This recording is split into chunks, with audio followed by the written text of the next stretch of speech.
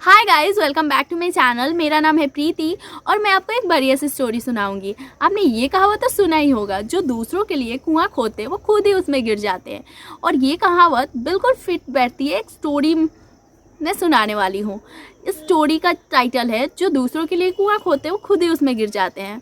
So guys, इस story को सुनने के बाद आप बहुत अच्छे से दूसरों को भी और खुद भी इस कहावत का मतलब समझ पाओगे। तो जल्दी से स्टोरी शुरू कर लेते हैं। एक बादशाह के चार दीवारी के अंदर यानी महल के अंदर एक वजीर और एक कारिंद यानी एक नौकर रहते थे। जो चौकीदार होता है उसे कारिंद बोलते हैं। तो दोनों के हम उम्र एक पुत्र थे। दोनों के पुत्रों में इतनी गहरी मित्रता थी कि वो दोनों एक साथ खेलते, दोनों एक साथ पढ़ते, दोनों एक साथ हर काम करते। लेकिन बादशाह के कोई पुत्र या पुत्री नहीं थी, मतलब कोई संतान नहीं थी। वो कारिंद यानी नौकर के पुत्र को बहुत प्यार करते थे क्योंकि उसका स्वभाव, उसका हर चीज़ उनको बहुत अच्छा लगता था।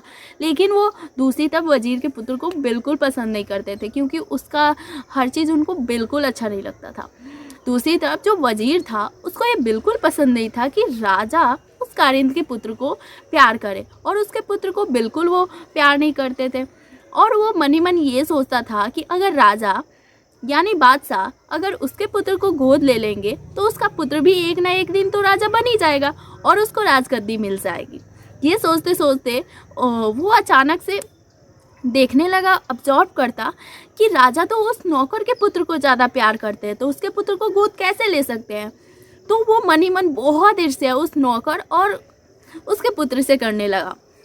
बहुत दिन सोचने के बाद उसने अब निश्चय कर लिया था कि अब उस नौकर के पुत्र को रास्ते से हटना होगा। अगर उसका पुत्र राजा बनना चाहता है या राजा के रूप में वो देखना चाहता है तो उसको नौकर के पुत्र को हटाना ही पड़ेगा रास्ते से।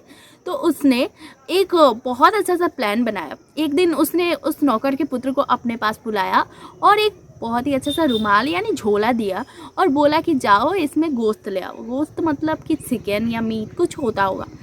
तो वो गया, वो नौकर का पुत्र जाने लगा। तभी उस वजीर का पुत्र रोकता है उसे और बोलता है कि अच्छा ये कहाँ जा रहे हो। तो वो बोलता है कि तुम्हारे ही पिताजी ने मुझे पैसे और ये झोला दिया है ताकि मैं गोश्त लेके आ पाऊँ। तो उसने बोला कि ये मेरा दाव खेल लो ना। वो किसी से वो चैलेंज किया हुआ था, तो उसने बोला ठीक है मैं तुम्हारा दाव खेलता हूँ, तुम जाके गोश्त ले लेना। तो मान जाता है और वो जाने लगता है। जब जो कसाई रहता है वो देखता है कि अच्छा ये गोश्त लेके आया ये बच्चा, यानी इसी बच्चे को मारना है। तो जो वजीर रहता है उसने प्लानिंग कर रखी रहती है उस कसाई से कि जो भी बच्चा लेके आएगा ये रुमाल को उसको मार देना है, मौत के घाट उतार देना है। तो उसे लगता है हाँ यही बच्चा है। तो उसको वो जलती हुई भट्टी में किसी तरह ले जाता है और वजीर के पुत्र को ही जला देता है। तभी वजीर रास्ते से जा रहा होता है, तब तक अचानक से उस नौकर का पुत्र मिल जाता है और बोलता है चाचा जी भैया अभी तक घर नहीं गए। मतलब उसको भैया बोलता है क्योंकि वो थोड़ा सा बड़ा रहता है। तो उसके सामने अंधेरा छा जाता है और ये सोचता है कि अरे वो गया कहाँ। वो बोलता है कि मैंने तो उन्हें गोश्त लाने के लिए रुमाल और पैसे दिए थे। तो वो समझ जाता है अरे वो मेरा ही पुत्र था। उसके सामने अंधेरा छा जाता है और वो सोचने लगता है उसके घर जाने तक कि जो दूसरों के लिए कुआं खोदता है वो खुद ही उसमें गिर जाता है। तो इस कहानी से हमें शिक्षा मिलती है कि हम कभी भी दूसरों के लिए बुरा नहीं सोचना चाहिए और हमेशा अच्छा अच्छा सोचने पर, जब अगर दूसरों के साथ बुरा सोचने पे हमारे साथ भी बुरा हो सकता है तो अच्छा सोचने पे भी अच्छा हो सकता है। तो हमें अच्छा सोचना भी चाहिए और अच्छा करना भी चाहिए। सो अगर आपको ये स्टोरी पसंद आई हो तो इस वीडियो को एक लाइक कर देना एंड वीडियो को शेयर करना।